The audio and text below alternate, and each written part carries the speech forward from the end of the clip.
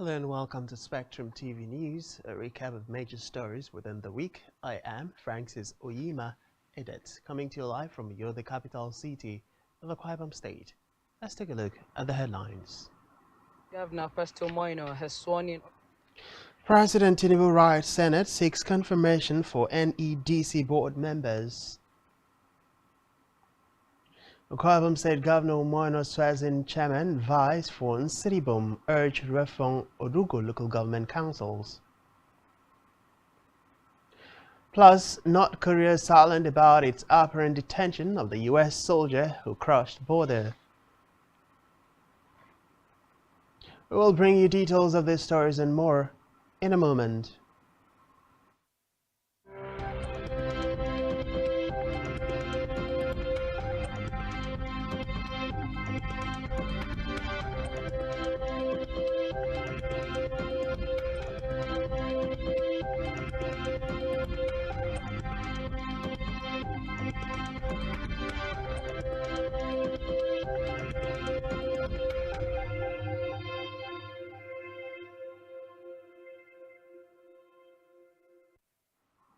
Many thanks for joining us. We begin the recap news with a report that President Bola Tinubu within the week wrote to the Senate to seek confirmation of some members of the governing board of the Northeast Development Commission. The president's letter was read on the floor of the plenary by the Senate President Godswill Akpabio. The nominees for confirmation include General Paul Tafa, Chairman, Northeast Adamawa, Gambo Maikwao, Member, Northeast Taraba, Abdullahi Abbas, Member, Northwest Kanu, Zaf Stephen Ondara, Member, North Central Benue, Mutwi Lawal Are, Member, Southwest Lagos. Others are Samuel Ifeanyi Onuibo, Member, Southeast Abia, Frank Achinike Owo, Member, South Rivers, Mohammed Goni Alkali, Managing Director, Northeast Borno. The rest for reappointment are Musa Yashi, Executive Director of Humanitarian Affairs, Northeast Bauchi, Ahmed Abdul Salam Yahaya, Executive Director of Operations, Northeast Gumber, and Dr. Bubakar Garaba Ile, Executive Director of Admin and Finance, Northeast Yobe.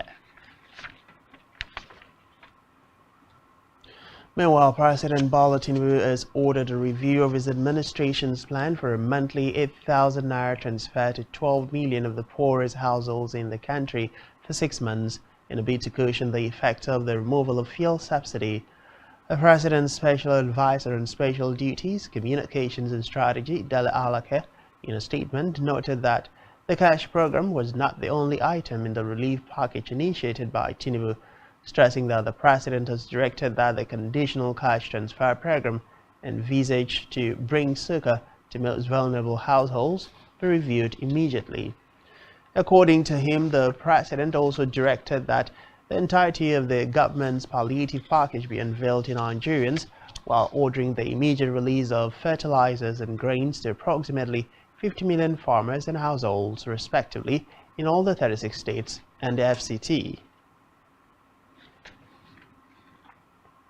In the meantime, President Tinubu has said that the Economic Community of West African States (ECOWAS) is fully equipped to combat terrorism and other forms of insecurity in the region. He also said the bloc faces no challenge raising funds for the same purpose. Tinubu said these after a meeting at the Aso Rock Villa with President Patrice Talon of Benin Republic, Umaru Embalo of Guinea-Bissau, Mohamed Bazoum of Niger Republic, and President of the ECOWAS Commission, Dr. Omar Touare. The West African leaders added that his confidence in ECOWAS financial planning and engineering capabilities to secure the necessary resources to tackle terrorism and insecurity. Away from that, the federal government, through the Federal Competition and Consumer Protection Commission, is set to issue an order against move by point-of-sale agents to hike transaction charges across the country. Executive Vice Chairman and Chief Executive Officer Babatunde Rukera confirmed these to newsmen. According to him, the order of mobile money and bank agents Meanwhile, the Federal Ministry of Aviation and Aerospace says it will collaborate with the United States on direct flight to Houston, Texas. A Permanent Secretary, Dr. Emmanuel Maribole, made the promise during a visit to the ministry by a delegation from the United States led by the Mayor of Houston, Texas, Sylvester Turner, in Abuja. The ministry promised the U.S. delegation that the federal government of Nigeria would work on its request for a direct flight from Nigeria to Houston, a consulate office in Houston, and expand bilateral relations with the government of America. According to a statement by a spokesperson for the ministry, Odutayo Oluseyi, all modalities required for the bilateral air services agreement (BASA) between Nigeria and the U.S. for the direct flight to Texas would commence as soon as new ministers are appointed and deployed in Nigeria. To the red chambers now, where the Senate has reached a resolution to abolish age limitations in job advertisement. A senator representing Benue South Senatorial District, Patrick Abamoro, sponsored the motion on the floor of the Senate. He says such discrimination is in contravention of Chapter 4, Section 42, Sub 2 of the Constitution of the Federal Republic of Nigeria. He drew the attention of senators to the provisions of the International Labour Organization (ILO) that prohibits age placement in the advertisement of job opportunities, adding that discrimination by age bracket has denied lots of potential that would have contributed positively to the world economy, insisting that Nigeria cannot be different. The lawmaker stressed that at age 30, Nigerians can still serve in the National Youth Service Corps, describing it as ironic that some establishments consider people over 30 unemployable, a development he said is in clear breach of applicants' fundamental human rights. He called on the Federal Ministry of Labour, Employment and Productivity to draw policies that would enthrone equality immediately. After debates on the floor of the plenary, presided over by Senate President Godswill Akpabio, the Senate adopted a resolution calling on the Labour Ministry to redraft policies abolishing age limitations in job advertisements. Meanwhile, the Senate has set up an ad hoc committee chaired by Senator Francis Fandahunsi to investigate the abuse of firearms by officials of the Nigeria Customs Service in Katsina State and at border communities in the country. The committee would probe the incidents in Katsina, including the alleged killings of residents by custom officials during border drills in August 2021. The killing of 10 persons also by custom officials in February 2021 in the Jibia local government area of the state, and the attack on the Chief of Staff to the Katsina State Governor, Jabiru Sari, on July 13, 2023. The Senate's decision to investigate the attacks by custom officials followed the presentation of a matter of urgent public importance by Senator Abdulaziz Yaradua during plenary. After the probe, the ad hoc committee would proffer solutions and report back to the Red Chamber in 6 weeks. Meanwhile, the House of Representatives has called for the suspension of the concession of the Abuja and Kano airports until it concludes its investigation. In the meantime, the House of Representatives has also cautioned security agencies to desist further from destroying vessels containing stolen crude oil, saying the practice is having a negative impact on the environment. This followed the adoption of a motion on the need to discourage the destruction of vessels laden with stolen crude oil with a view to curbing environmental pollution in the Niger Delta region, moved by Thomas Eriotomi. Eriotomi in the motion told the House that there have been reports of interception, arrest and subsequent destruction of vessels laden with stolen crude oil in the Niger Delta area in recent times. He cited a vessel, MT Tura II, which he claimed was destroyed in the X-Cravos River in Warri Southwest local government area of Delta State. The House, however, mandated its Committee on Environment when constituted to ensure strict compliance against vessels' destruction. In another development, the House of Representatives has resolved to set up an ad hoc committee to investigate the circumstances leading to the increment of pump price of premium motor spirit PMS from 537 to 617 naira per litre. The resolution was sequel to a unanimous adoption of a motion by Ugo Chinyere Ikegwonu PDP Imo at plenary. Moving the motion earlier, Ike Gwodu said that Section 88, subsection 1 and 2 of the Constitution empowers the National Assembly to conduct investigation into the activities of any authority executing or administering laws made by the National Assembly. He said that Section 32 of the Petroleum Industry Act 2021 saddles the Petroleum Midstream and Downstream Regulatory Authority with the task of regulating and monitoring technical and commercial midstream and downstream petroleum operations in Nigeria. Still from the Green Chambers, the House of Representatives has rejected an amendment to a motion seeking to suspend the recent increase in the pump price of petrol. Members voted against the amendment after Deputy Speaker Benjamin Kalu, who presided over plenary, questioned if it was in the place of the House to take such a position, since pump price is controlled by the market forces. A member, Ugochinyere Ikenga, had moved a motion calling for investigation into the increases in the price of petrol since the removal of petrol subsidy. However, the House resolved to carry out an investigation to ascertain the veracity of the increases. In another development, the House also rejected a motion to set up an ad hoc committee to collate the views of lawmakers, civil society organizations, as well as the public, and engage the government on the selection of the best palliative options to cushion the effect of removal of fuel subsidy in Nigeria. This comes amid uncertainties by Nigerians and indeed members of the House who question how the funds approved for the president would be utilized. Meanwhile, the House of Representatives has called on President Bola Tinubu to leave the embargo on employment. The House made the plea at the plenary during the week following the adoption of a motion moved by Francis Ejirogene Wave.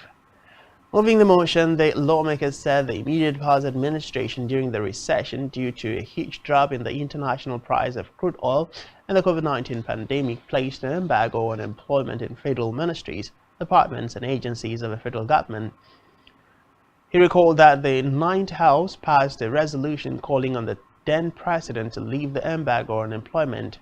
We've noted that the reports on social media claimed that the embargo had been lifted, but there was no evidence of any employment taking place whatsoever.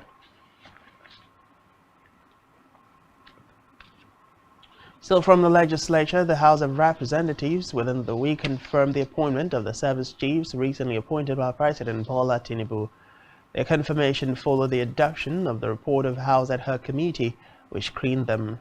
The service chiefs confirmed are Major General Christopher Musa, Chief of Defense Staff, Major General Torid Lakbaja, Chief of Army Staff. Rear Admiral Imande commenced the screening of the service chiefs days after the Red Chamber confirmed the appointment of the military chiefs. The screening committee was led by the majority leader of the House, Julius Ihobere.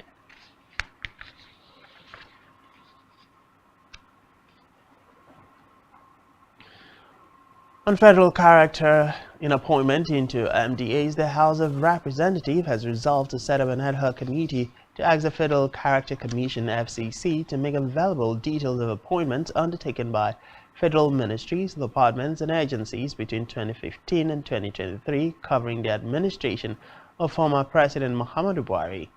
The resolution was made following the adoption of a motion on the need to compel the Federal Character Commission to diligently discharge its constitutional and statutory mandate and responsibility, moved by Paul Namchi during the plenary.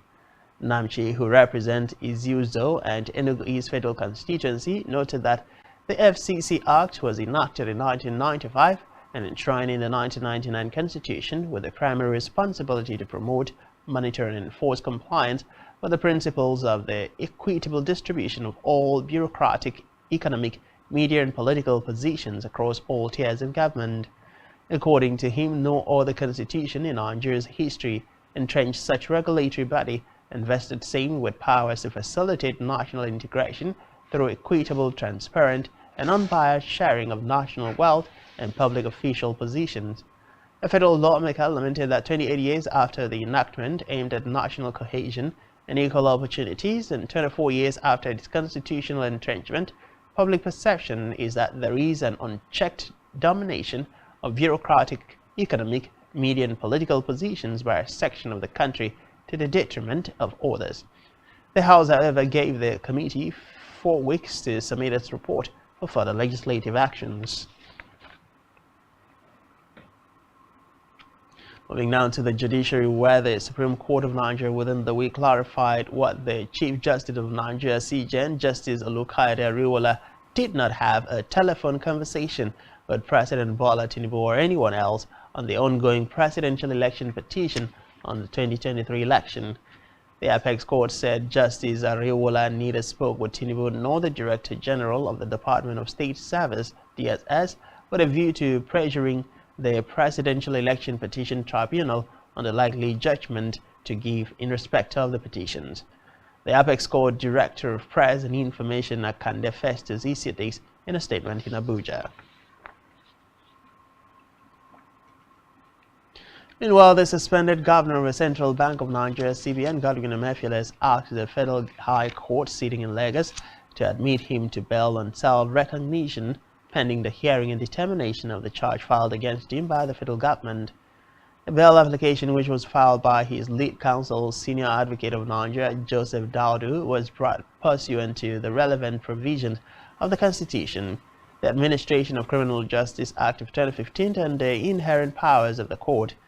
The suspended CBN governor also said that granting him bail would afford him adequate time and facilities to prepare his defense to the charge, referring to his reputation and past credible records, as well as his status of being a former CBN governor. The defendant said he is not a flight risk and would not jump bail if it is granted. While promising to attend trial punctually, the defendant also indicated his willingness to provide responsible sureties as may be required by the court as a condition for the grant of bail. In another development, the United Nations Children's Fund, UNICEF, has blamed misinformation, disinformation and rumors as major contributing factors to poor immunization in Nigeria.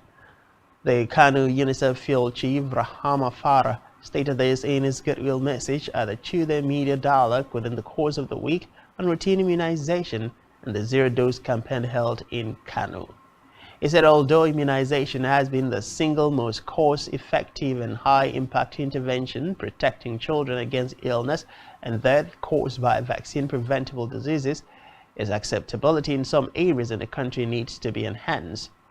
Farah urged media practitioners to create the demand for immunization and to raise awareness of the importance of immunization by providing accurate information to caregivers, families, and communities.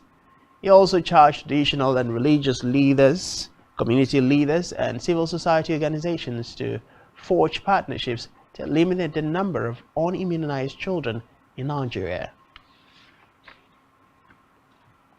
Away from that, Katsina State's Governor Diko Rada has sent a list of 20 commissioner nominees to the State House of Assembly for screening and confirmation. His media aide, Mawada Dal Malam, stated in Katsina that the list contained the names of at least 3 varsity dons, 2 other academics, a lawyer, and other professionals. It also has a few female nominees. And back here, Akwa Ibom State Governor Pastor Omoino, within the course of the week, administered oath of office to Chairman and Vice Chairman of Nsiribom and Urefwang Orugo local government councils, Deaconess Otobong Sonny Aaron and Mbosowo Charles David, were sworn in as Chairman and Vice for Nsiribom local government council, while Oyosoro Okon Oyosoro and Arit Sunday Ambert took the oath of office as Chairman and Vice for Urefwang Orugo local government councils. Our correspondent has the details.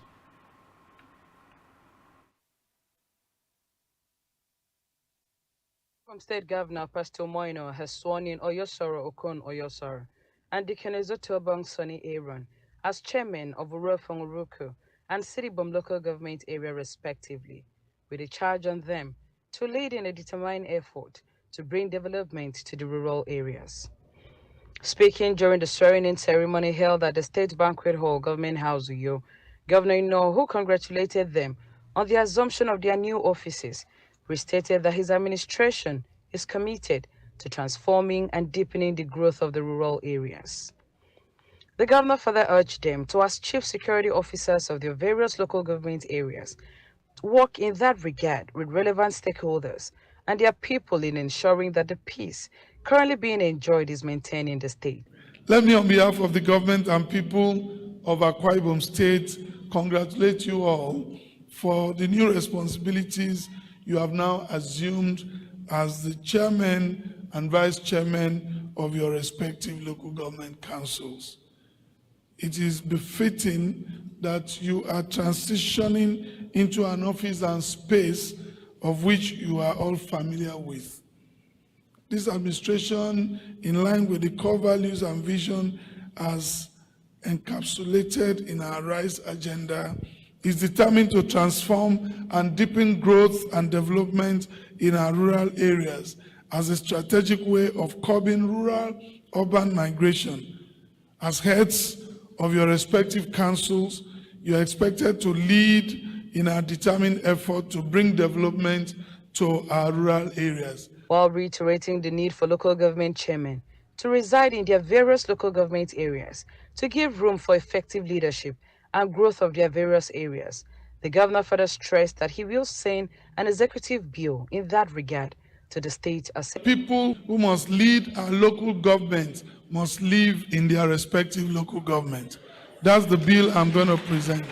So if you are willing to contest to be local government chairman and you know you will not live in your local government, please don't do so. If you want to be stakeholders, the youth, the women, elders, to ensure that the peace we have enjoyed in this state is maintained. Meanwhile, in an interview with Government House correspondents, the newly sworn-in chairman of City Bomb local government area, Dekanezotobong Sonny Aaron, while appreciating God for the opportunity, pledged to serve and ensure that the people enjoy the dividends of democracy. In the meantime, also sworn in were Abrit Sunday Ambit as vice chairman of Refong Ruko local government area, and Bosowo Charles David as vice chairman for Sidibom local government area.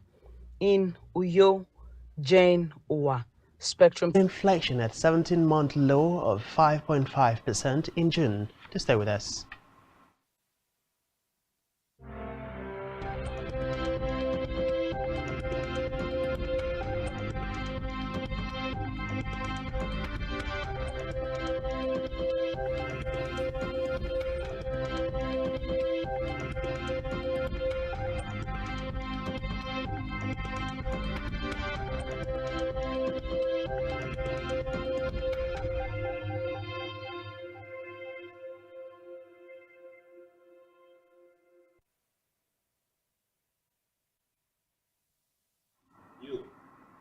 Many thanks for staying with us. We move on to the rest of the news stories.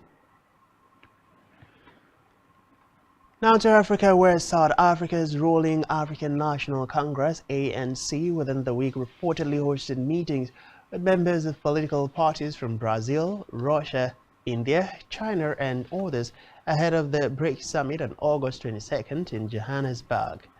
Reports say the conflict in Ukraine remains one of the main topics of discussion. According to reports, it is not clear if Russian President Vladimir Putin will attend next month's summit of the BRICS emerging economies. But South Africa's Deputy President Paul Mashatile said in an interview that the country is trying to persuade Putin to stay away to avoid the legal and diplomatic fallout over his international arrest warrant. To Egypt now, where President Abdel Fattah al-Sisi within the week granted a pardon to researcher Patrick Zaki, a day after Zaki's 3-year jail term sparked an outcry from local rights groups and Western governments. His sentence on Tuesday for spreading false news had prompted some participants to walk out of a government dialogue aimed at giving the opposition a voice. Zaki, 32, was jailed over an article recounting the discrimination he and other members of Egypt's Coptic Christian minority say they have suffered. The government-run Al-Bahan newspaper said Sisi also granted a presidential pardon to Mohammed al-Bakr, the lawyer for Allah Abdel Fattah, Egypt's best-known political prisoner.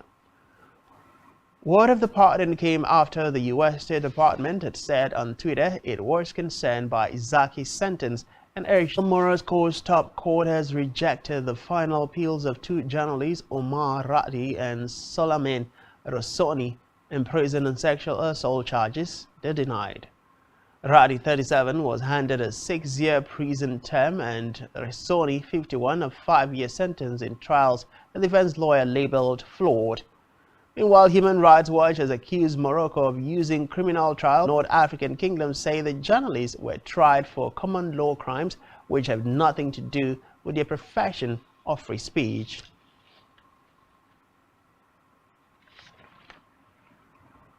In the meantime, Namibian lawmakers within the week approved legislation to ban same-sex marriage and punish its supporters in what critics said was an unconstitutional attack on the LGBTQ community.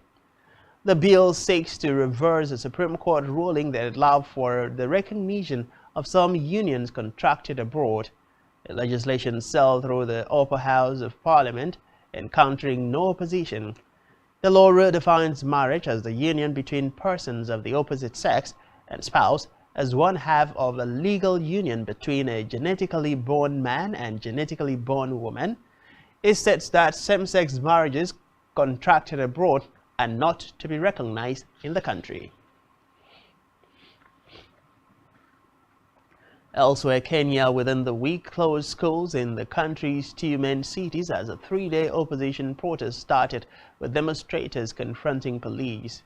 Tear gas had been fired in the capital Nairobi and the coastal city of Mombasa at those protesting over the high cost of living. Reports say many businesses have remained shut over fears of looting, with people scared of getting caught in violent clashes.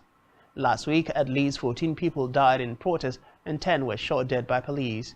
And while human rights organizations have strongly criticized that was fired into their classrooms in Nairobi, the opposition called for a series of protests after tax hikes were introduced last month by the government of President William Ruto.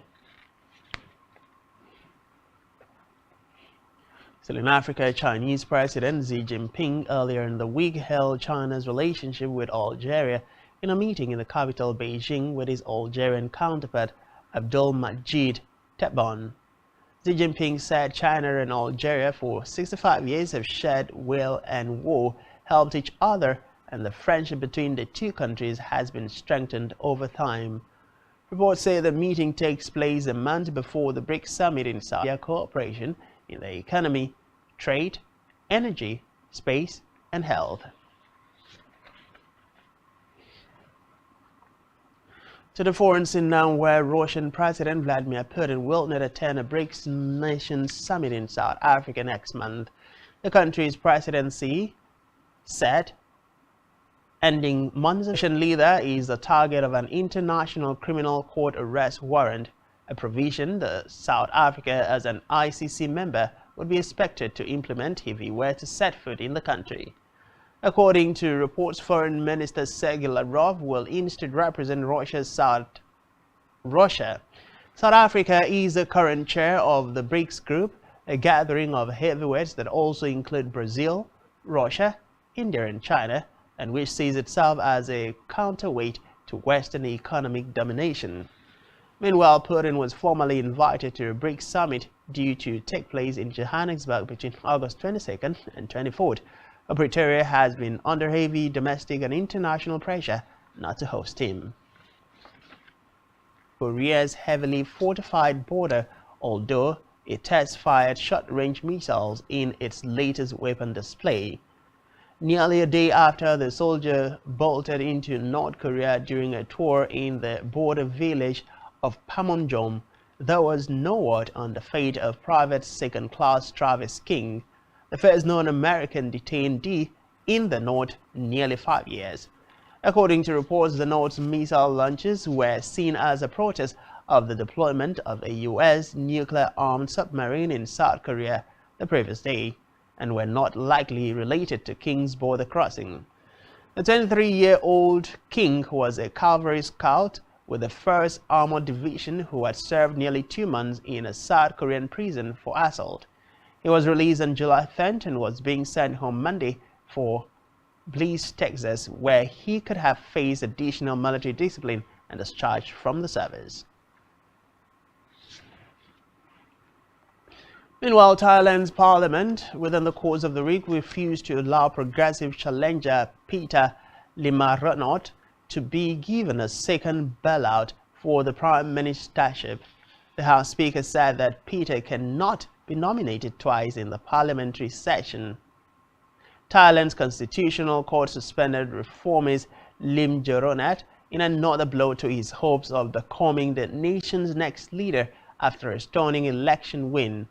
Reports say Peter's Move Forward Party, MFP, won the most seats in May polls thanks to young and urban thieves frustrated by nearly a decade of army-backed rule, but its effort to form a government have stumbled since the May polls.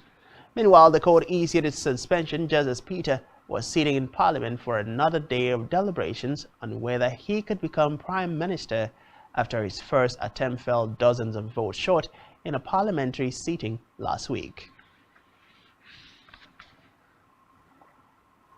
Elsewhere, wildfire burned for days west of the Greek capital Athens as authorities brace for a new heat wave stalking tinderbox conditions across the country. Air water bombers resume operations over the towns of Mandra west of Athens and Loutraki close to the Corinth Canal, which separates mainland Greece from the Peloponnese. Authorities said 4 aircraft sent from Italy and France joined the efforts on the fire brigade. Reported that a third fire had broken out on the island of Rhodes. Dozens of homes were gutted and hundreds forced to flee towering flames which seared through hamlets on Tuesday. Traffic was also suspended for hours on 2 roads connecting the mainland to the Peloponnese.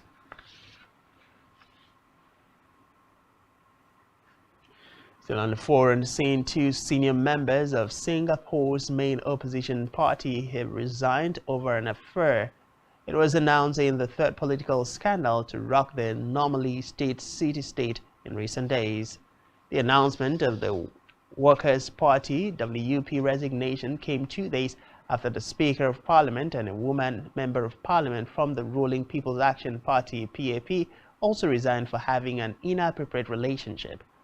According to party chief Pritam Singh, WP member of Parliament Leon Pereira, 53, and the party's youth wing leader Nicole Said, 36, resigned after a video showing them holding hands was posted on social media, but are married with children.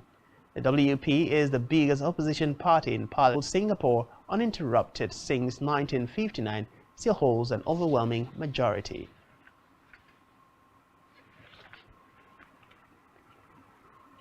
Meanwhile, the Foreign Affairs Committee of the European Parliament has urged the International Criminal Court (ICC) to consider an arrest warrant for Belarus President Alexander Lukashenko over the country's role in the Ukraine war. The committee also called on the Belarusian administration to release all political prisoners and expressed concern over the country's subordination to Moscow. The EU lawmakers said Belarus is responsible for damage caused to and crimes committed in Ukraine, including through the government's role in the illegal transfer of children. Recall that the ICC in March issued an arrest warrant for Russian President Vladimir Putin and Russian official Nara Belova for an alleged scheme to deport Ukrainian children to Russia. In the meantime, Ukrainian President Vladimir Zelensky has said that in attacking Odessa, Russia was deliberately targeting infrastructure associated with the Black Sea Grain deal following its decision to withdraw from the initiative on Monday.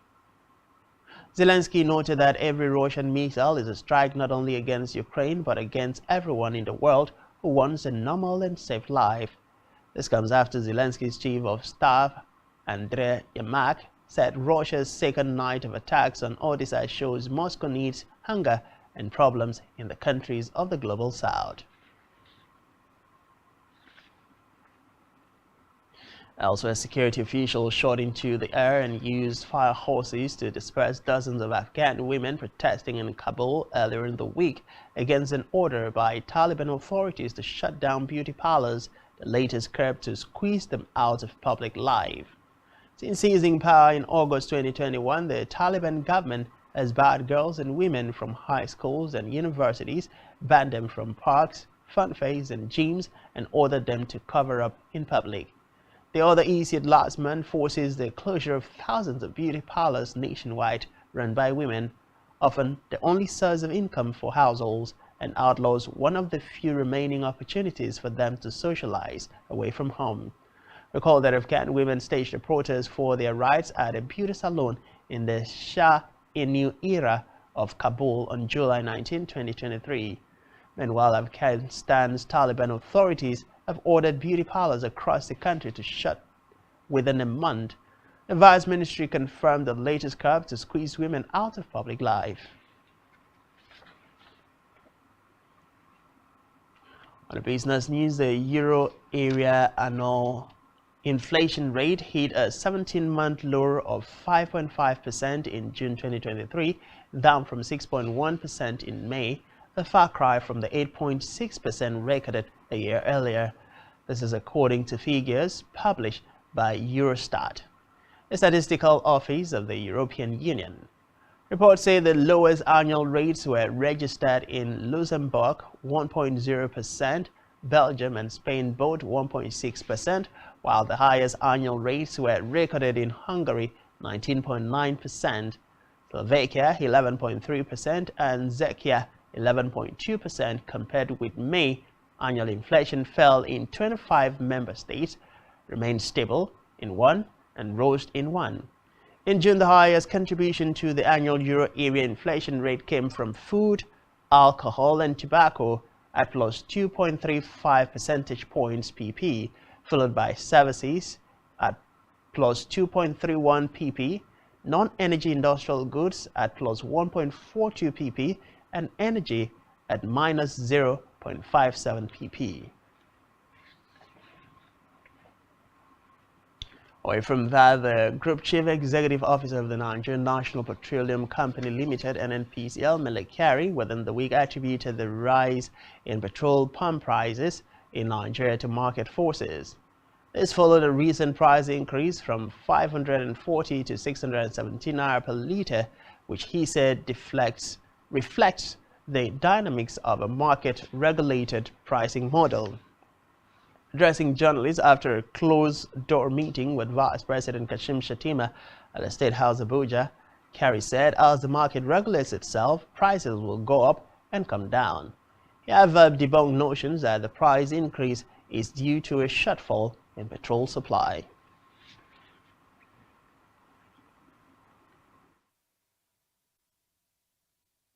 I don't have the details at this moment. You know, we have marketing wing of our company. They adjust prices depending on the market realities. And this is really what is happening. This is the meaning of making sure that the market regulates itself, so that prices will go up and sometimes they will come down also. And this is really what we are seeing. In reality, this is how the market works. Talking about market forces, demand and supply, does it mean we don't have enough supply for this? No, there's no supply issue completely. It is not a supply. When you go to the market, you buy the product, you come to the market and sell it at its ongoing, its prevailing market price. Nothing to do with supply. We don't have supply issues. There are a robust supply. We have over 32 days of supply in country. That's not a problem. What assurances are you giving to Nigerians who are in the middle of this? What do you mean? What assurances are you giving to Nigerians, in addressing the situation as it stands? Yes, what I know is that the market forces will regulate the market. Prices will go down sometimes it will go up, but there will be stability of supply. And I'm also assuring Nigerians that this is the best way to go forward, so that we can adjust prices when market goes. I don't have the details this moment, but I know that our marketing wing acts just like every other company in this business. I know that a number of companies have imported petroleum products today, PMS. So many of them are online. I'm sure my colleague will confirm this. So market forces have started to play. People have started having confidence in the market, and the private sector people are now importing products. But there's 0.2 billion naira to Honeywell Flour Mills PLC in its 8-year legal battles with Ecobank Nigeria. In a judgment delivered on Tuesday by Justice Mohammed Liman, the court granted all the relief sought by Honeywell over the freezing of its accounts by the bank in November of 2015. Recall that Ecobank had been granted an ex parte order to freeze Honeywell's accounts in an attempt to wind up the company over its liabilities to the bank. The ex parte order was granted with the condition that Ecobank would indemnify Honeywell's over any losses. The order was varied by the Court of Appeal in December 2015, but a dissatisfied Ecobank headed for the Supreme Court, where it also lost. Honeywell then approached the High Court to claim 72.2 billion in damages against Ecobank for the losses it suffered while the freezing order was applied to its accounts. Meanwhile, the unification of the country's exchange rate has significantly increased the revenue from exchange difference, according to the recent communique from the Federation Account Allocation Committee. According to the communique, exchange difference revenue was 320.89 billion naira in June 2023. This was far higher than the 0.64 billion naira recorded in May 2023 revenue for sharing in June 2023.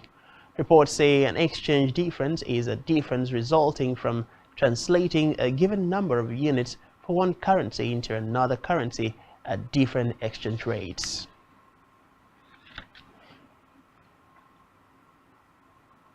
And still to Cup qualification. Just stay with us.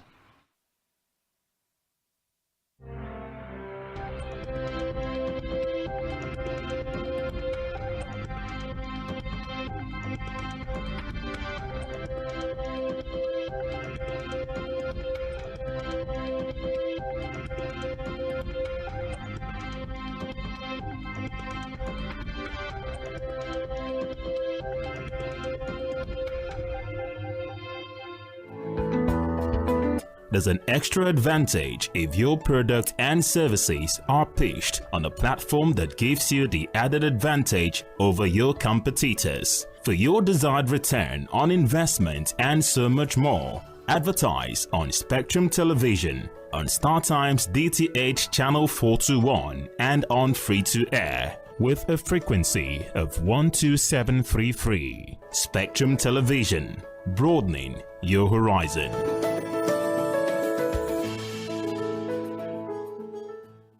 Every society is premised on the quality of relationships forged by its inhabitants. The health of these relationships determines how well people, relationships, organizations thrive and how long they stick together.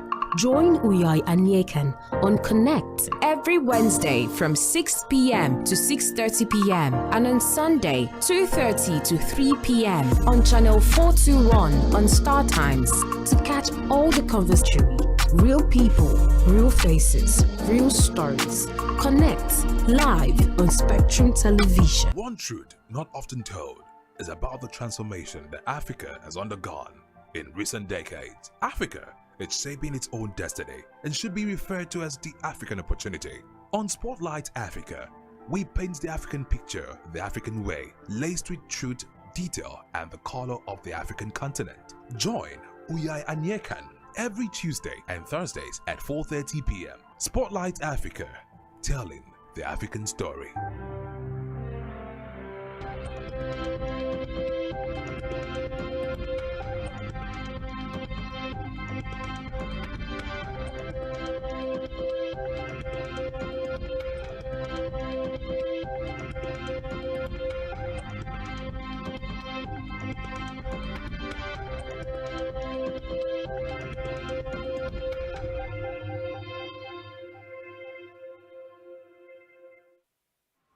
Many thanks for staying with us. We move on to wrap up with our news stories.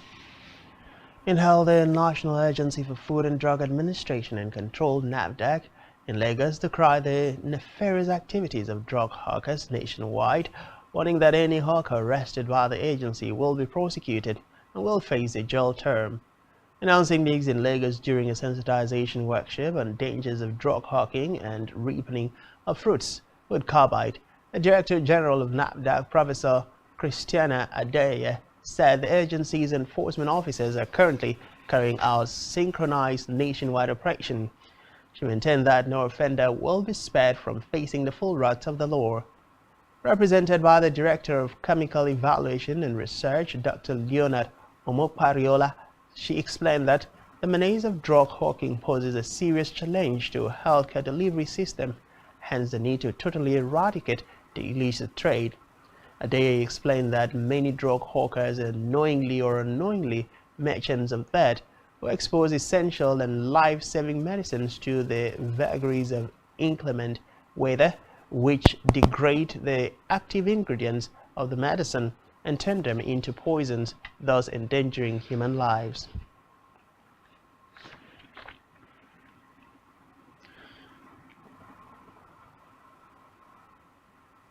To sport now, where football fans in the Federal Capital Territory say they are confident that the Super Eagles would qualify for the 2026 FIFA World Cup from the African zone.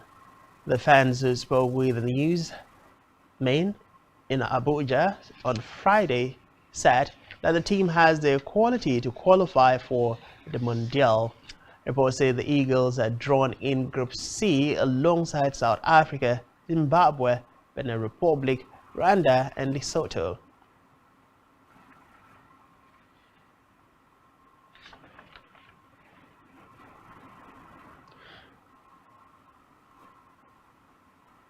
Still in sports, the Athletics Integrity Unit AIU has taken a decision to provisionally suspend Nigerian track and field athlete Toby Amosu for 3 missed whereabouts failures. The suspension was announced after it was discovered that Amosu had missed 3 drug tests within a 12-month period. In a statement, the AIU said the charge will be heard by the disciplinary tribunal and determined before the World Athletics Championships. Toby Amosu, age 26, is a woman. Meanwhile, Benjamin Mendy signed for French club Lorient after the former Manchester City and French defender ending a 3-year court process. The player, who would have faced a lengthy jail term if convicted, had previously been cleared in January of 6 counts of rape and 1 of sexual assault following a 6-month trial. The jurors in that trial had been unable to reach a verdict on 2 other counts, triggering the retrial that ended last week. Mendy, whose contract with English and European champions Manchester City expired at the end of June, had denied all the charges against him. Meanwhile, Pierre-Emerick Aubameyang is set to terminate his contract at Chelsea and join Marseille on a free transfer. This is as he is close to agreeing a 3-year deal to join the League One side. The move will mark his return to League One after 10 years following his spell at Saint Etienne between 2011 and 2013. The 34-year-old striker struggled to make an impact at Chelsea, where he made 21 appearances after joining in September 2022, scoring just 3 goals. Reports say Chelsea have on. However, the Argentine coach has said that departures will not stop yet, with Romelu Lukaku also likely to leave the club. We move to entertainment, where Nollywood veteran Kanayo has cautioned filmmakers over misleading pictures of dressing and makeup in movies. Kanayo, in a video on his Instagram page, said that most times filmmakers do not align with movie costumiers. According to the actor, it is important to be realistic in images created by filmmakers, noting that by doing so the industry would become more credible and acquire a more formidable character with which it cannot be ignored in the national and international agenda. Singer Ella Roselle have teamed up to record a song for the England's Women's World Cup team titled Call Me a Lioness. The track references England players Chloe Kelly and Ella Toone, who scored the winning goals at the 2022 Euro final. According to reports, both players are back on the squad for the World Cup, which kicks off in Australia this week. Mel C said she was cheering on the women's team to bring the cup home again. personally believes that he is not one of the funniest comics in the industry. He made this declaration while speaking on the Teji Babyface King of Talk podcast, noting that there was always room for improvement. He has impacted people, notwithstanding the negative comments received by critics on the internet. AY noted that criticism is part of life and that even celebrities have things that they do not like.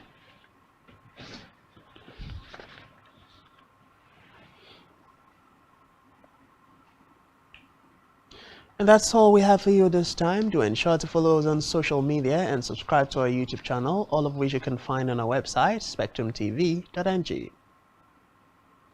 You've been watching Spectrum TV News, a recap of major stories within the week. Many thanks for being there. I am Francis Oyima, edit. To enjoy the rest of your weekend.